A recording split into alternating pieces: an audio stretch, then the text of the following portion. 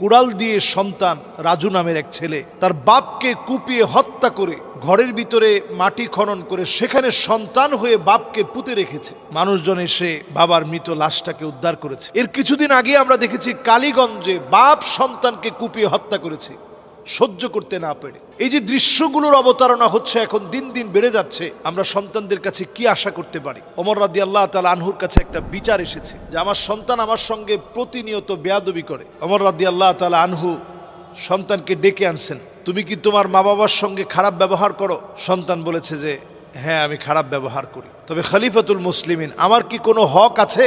যেই হকগুলো আমি পাওনা ছিলাম, এবার খলিফাতুল মুসলিমিন আমিরুল মুমিনিন হযরত ওমর রাদিয়াল্লাহু তাআলা আনহু বললেন, তুমিও 3টা হক তোমার মা বাবার কাছে পাওনা ছিলা। এর মধ্যে একটা হক তুমি পাওনা ছিলা, তোমার বাপ একজন নেককার স্ত্রীকে স্ত্রী হিসেবে গ্রহণ করবে। ছেলে বলছে আমি নেককার কোনো মা পাইনি। আজকে এখন অনেকের ঘরে তাকালে দেখা যায় মা তেমন নেককার না, তিনি নামাজ পড়েন না। সন্তান আপনার কাছ থেকে আদর্শ কিভাবে নিবে? সারাদিন আপনার চলে যায় স্টার জলসা, জি বাংলা, স্টার প্লাস, হিন্দি বিভিন্ন সিরিয়াল দেখে, নাটক দেখে, সিনেমা দেখে আপনার দিন চলে যায়। কেমন করে আপনার সন্তান আদর্শ নিবে? এরপর 2 নাম্বার হকের কথা বললেন হযরত ওমর রাদিয়াল্লাহু তাআলা আনহু। তোমার 2 নাম্বার হক হচ্ছে তোমার মা বাপ তোমার সুন্দর একটা নাম রাখবে। আমরা আমাদের সন্তানদের সুন্দর একটা নাম রাখাটাও আমরা বুঝি না। এই যে অভিশপ্ত সন্তান তার বাপকে মেরে ফেলেছে, তার নাম রাখছে রাজু। কি অর্থ আছে এই রাজু শব্দের? এই হকটুকুন পর্যন্ত আমরা মা বাপরা আদায় করিনি। এরপরে 3 নাম্বার হক হচ্ছে ছোটবেলা থেকেই সন্তানদেরকে তাওহীদ শিক্ষা দেওয়া, তাওহীদের জ্ঞান শিক্ষা দেওয়া ছোটবেলা থেকে। কয়জন সন্তানদেরকে ছোটবেলা থেকে তাওহীদ শিক্ষা দেই? কয়জন ছোটবেলা থেকে আল্লাহকে চিনাই? যেই সন্তানের কথা বলা হলো অনলাইন জুয়ায় আসক্ত হয়ে সন্তান যখন হেরে গিয়েছে, জুয়া খেলতে খেলতে বিপর্যয়ের দিকে চলতে চলতে সন্তানটা এক সময় নিজে যখন আর পারছে না, বাবার কাছে টাকা চেয়েছে, বাবা দেয় নাই, নিজ হাতে বাবাকে হত্যা করেছে। নবী সাল্লাল্লাহু আলাইহি সাল্লাম বলছেন, লা তাকুমুস সাআহ, কিয়ামতের জন্য অপেক্ষা করা দরকার নাই। তুমি মনে করো কিয়ামত চলে আসছে। হাত্তা ইয়াকতুলা জারাহু, প্রতিবেশী যখন প্রতিবেশীকে মেরে ফেলবে। যেই প্রতিবেশী রান্নাবাড়া করলে একটু ঝোল বাড়িয়ে দিয়ে প্রতিবেশীকে খাওয়ানোর কথা ছিল, সেই প্রতিবেশীর হাতে যখন প্রতিবেশী নিহত হবে, শহীদ হবে, কিয়ামতের অপেক্ষা করা দরকার নেই।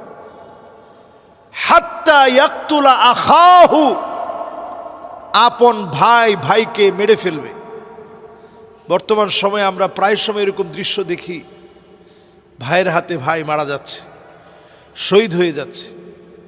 যে ছোট ভাইকে কুলে পিঠে নিয়ে মানুষ করেছে বড় ভাই, সামান্য সম্পদের জন্য মারতে দ্বিধাবোধ করছে না। এরপর নবী আলাইহিস সালাতু ওয়াস সালাম বলছেন, হাত্তা ইয়াকতুলা আবাহু, বাপকে পর্যন্ত পিটায় হত্যা করবে, কুড়াল দিয়ে কুপিয়ে হত্যা করবে, মেরে ফেলবে, শহীদ করে ফেলবে।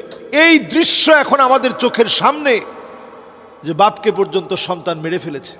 এই যে আমাদের সমাজের একটা কুলুষিত অধ্যায় রচনা হচ্ছে, এটার ভালো কোনো শাস্তির কথা আমরা তেমন শুনি না। আমি বলবো অনতিবিলম্বে এই কুলাঙ্গার সন্তানকে শুধু ফাঁসি না, ফাঁসি নিশ্চিত করে এটি পুরো জাতিকে জানায় দেওয়া, যেই ছেলে তার বাপকে শহীদ করেছে, অনতি বিলম্বে তাকে ফাঁসির দণ্ড দিয়ে তার শাস্তি নিশ্চিত করা উচিত।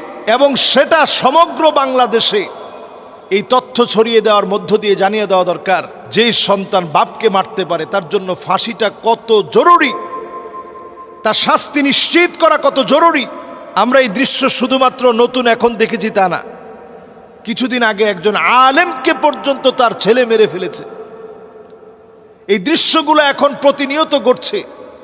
এগুলো যদি শাস্তির আওতায় না আনেন, এগুলো বিপর্যয় আকার ধারণ করবে। এজন্য সন্তানদের গতিপথ, পথ চলা, কোথায় যাচ্ছে, কার সঙ্গে মিশছে, বেশিরভাগ সন্তান এখন জুয়ায় আসক্ত হয়ে অনলাইন বিভিন্ন ব্যাটিং সাইটগুলো আছে, জুয়ার সাইটগুলো আছে, এই সাইটগুলোতে প্রবেশ করে সন্তান বিপদগামী হয়ে যাচ্ছে। মোবাইল আমরা সন্তানদেরকে দিয়ে দিই, অনেক সময় সন্তানদের প্রাইভেসি আছে বলে আমরা মনে করি সন্তানদের ঘরে প্রবেশ করি না, তাদের পাসওয়ার্ড নিয়ে ঘাঁটি না।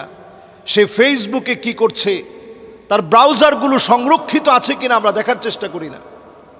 এগুলো না দেখার কারণে ফলাফল হচ্ছে বহু পিতা সন্তানের হাতে লাঞ্ছিত, অপদস্থ, অপমানিত হচ্ছে। একটা সময় যখন সন্তান বড় হয়ে যায় তখন পিতার গায়ে হাত তুললে এই পিতার এর চাইতে বড় অপমান আর লাঞ্ছনা পিতার জন্য আর হতে পারে না যে সন্তান তাকে ধমক দিয়ে কথা বলে। সন্তান পিতার গায়ে হাত তুলে, আল্লাহ রাব্বুল আলামিন স্পষ্ট কোরআনের মধ্যে আল্লাহ তাআলা বললেন, ওয়ালা তাকুল লাহুমা উফ, তুমি সন্তান হয়ে পিতাকে উফ শব্দটা বলো না। ওয়ালা তানহারহুমা, ধমক দিও না, ঝাড়া মেরে কথা বলো না। যখনই কথা বলবা নরম সুরে কথা বলো। ওয়াকফিদ লাহুমা জানাহায যুল, নিজের বাহুটাকে অবনমিত করে দাও সন্তানের সামনে গিয়ে, পিতামাতার সামনে গিয়ে নরম সুরে কথা বলো। তোমার ছোটবেলায় যেভাবে বাহুটাকে অবনমিত করে তোমাকে কাঁধে উঠিয়েছিল বাপ, তোমার মা যেভাবে কুলের মধ্যে উঠায়ে তোমাকে নিয়ে হেঁটেছিল, তোমাকে যেভাবে হাঁটি হাঁটি পা পা করে হাঁটা শিখিয়েছিল, পিতামাতা বার্ধক্যে উপনীত হলে তাদেরকে এইরকম এক পা দু পা করে হাঁটাও।